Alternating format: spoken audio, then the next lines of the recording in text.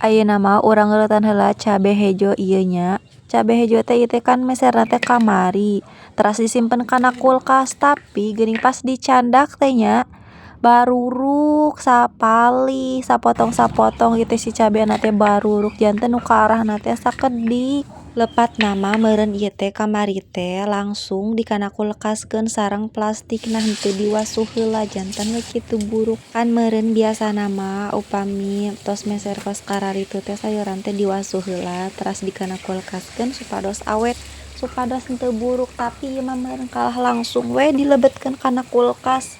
Teu diwasuh heula janten we kitu meureun janten buruk.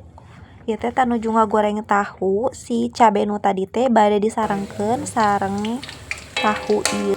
Dinten ayeuna mah masakna teh rada seueur soalna bade mahanan kanu angkat-angkatan nya ieu teh.